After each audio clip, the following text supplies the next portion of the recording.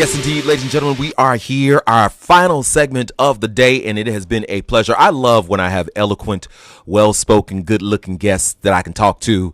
And today, on this World AIDS Day, I have three very fine gentlemen from Thrive.org, thrivess.org, and that is the website that you can go and talk to anybody and find out their services that they have available. Traylon, Lorenzo, and Malcolm have been so wonderful coming in and spending the day with me, and I really, really appreciate that. We were having conversations. I always say the best conversations happen off the air. So now let's bring it to the air, because Traylon, you had, I forgot what we were talking about. We were talking about, what were we talking about? I know it was relationships. No, the ring. That led us to other things. So you have a ring, and I was asking if you were married, but then there was a reason behind the ring. Did you care to share it? Oh no, I don't. I don't mind. I don't mind sharing it. Okay. Yes, I am a single black gay male who's open to dating, and I do wear a band on my, ring finger, according to the Heterosexual Society, because I now see some gays that are married wear it on their right hand. So I do wear one on the traditional ring finger, but for me it's a symbol or symbolic for me, because I'm a Taurus and we're very symbolic. And many times when we as gay men enter relationships and they're not successful or they don't work out, we begin to generalize that that's how all men are, that's how all dating situations are, and we rob ourselves of healthy and successful relationships. So I know ultimately I want to be married. I want a husband. And so I wear this ring as a constant reminder that this is my end goal. So anytime I get into a situation where I'm frustrated or I feel like it's time to throw the towel in, I look at this symbol and it reminds me that I need to put the work in to get to the goal that I want to achieve. So for me, it's personal. And I just had someone the other day to tell me, well, this is, if you could continue to wear this ring, then that's going to really repel people who could possibly be into your life. And that could be possible, but if it does, then it just means that wasn't where they were supposed to be at that time. So correct. I don't think it's a deterrent, but because it's helpful for me, and it keeps me grounded and focused and motivated to put in the work when it gets a little challenging. Mm-hmm. Now, to even answer that person's questions, whoever said that, I mean, like I asked if you were married. If they're not even willing to ask, are you married? Because I see the ring. Mm-hmm. Then that leads you to the conversation, and then you can have the other conversation. I'm interested. Let's talk, blah, blah, blah, blah, blah. Now, we talked about putting in the work, and that may be a lot of times a hindrance for us. Do we even really know how to put in the work anymore? Are we willing to put in the work? And what does that even look like or mean to most of us? That's a lot of questions. But right. And y'all can jump in too. But for me, and I'll just say historically, and I'm generalizing now, because of the breakdown a lot of the times of the black family, we haven't seen successful, healthy relationships as a whole, as a culture. Yes, we do have marriages and things of that sort, but many times we come from single parent homes where that parent is just really working and struggling and trying to keep things afloat. So it's rare that we see them in healthy relationships. And even me coming from a single parent home and my mom was female, I guess because of her thought process of I don't want to introduce my children to people I'm seeing or guys I'm dating, I never saw a clear picture of what a successful, healthy relationship looked like or what putting the work in meant and things of that sort. Yes, my grandparents were married, but don't seem like they really did any work. They already did all of it, so they just existed. Mm-hmm. So I think that's one of the things. And then on top of that, I think we need to get to know ourselves to figure out what our wants, desires are, negotiables, non-negotiables, all those types of things. So maybe we do, maybe we don't know what it is to what the work looks like. Right. And as Traylon is speaking, I'm sitting here thinking of what gay black male relationships can I think of as an example. And we don't really have those. We don't have those examples. We weren't taught how to date other gay black men. And ultimately, people revert back to what they want. So that's what I revert back to in my relationships. What do I want? I want to get to know you. I want to try. And that's what leads to the success. You know what I mean?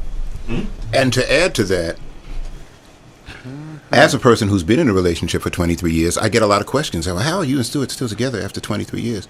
And then I answer them, and then they reject it. You know, what's the answer? Well, I mean, like I will say, you know, I let Stuart be Stuart, and he lets me be me. Number one, because a lot of men are about control. You know, I dated a guy once who said to me, "Don't no man of mine go to the club without me." So I pecked him on the cheek and said, "Okay, baby, goodbye. I'm on my way home. I'll call you when I get home." And I called him when I got home. I said, "I'm home." And then I jumped in the shower and went to Loretta's. And then I was dancing on the speaker. And then he was like, somebody had told him that I was down there. And the next thing you know, he was standing there looking at me. And I said, "Don't ever give me an ultimatum. You know, don't try to control me. Don't try to control your partner. Understand who your partner is. Let him understand who you are.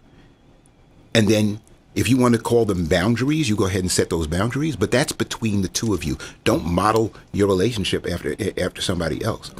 But if you want to know, if you do want a role model, then look at people like us who have been together. And then when you ask the advice, don't look at them, "Well, I can't do that." Well, you don't know what you can do until you try. Exactly. You know? Exactly. So yeah, I mean, Stuart and I have a rule.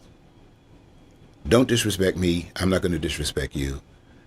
When we argue or debate, and we very rarely do that, we just listen to each other and okay, you said what you said, I said what I said, and then we'll marinate on it later. And it doesn't have to be solved right then. Oh yeah, yeah. Time solves a lot of stuff. Exactly. Oh yeah. You know. That's my motto. Is that your motto? Yeah. Is that my motto is all things in time. Yeah. Because it not only does it teach me patience and reassures my friends, time really is the governing force out of every aspect of your life. And if you just sit back and be introspective long enough, you'll really see how much time plays a part in all things. So I like to let time do the work when it comes to knowing somebody, when it comes to a major decision, and let time answer the questions for me. Wow. Yeah, you deep. You D. Okay then. So 23 years. I'm gonna ask the question. I got a few more minutes, and this is on you. 23 years. 23 years ago, your relationship looked a lot different than it does now. The things you felt, wanted, needed. I believe, and I stand by this wholeheartedly, in relationships, just like people, they evolve. So that evolution for you, when did you realize that was a part of the process to hold on to a 23 relationship? And were you reticent or were you willing? I was willing. Our situation was, I was coming out of another relationship. I had been, Stuart is my fifth.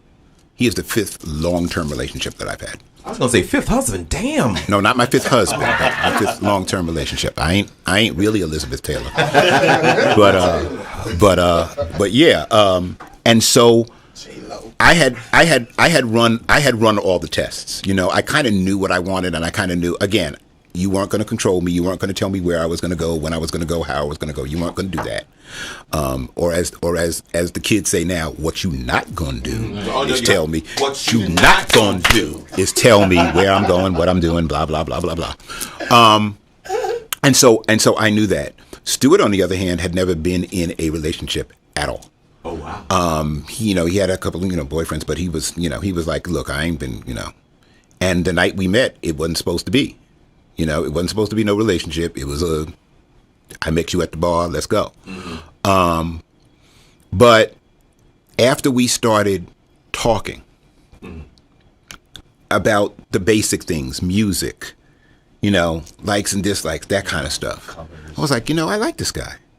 And, it was around this time of year, Christmas was coming. We spent the holidays together, Christmas together, and we developed that friendship, but while developing that friendship, those conversations naturally happened.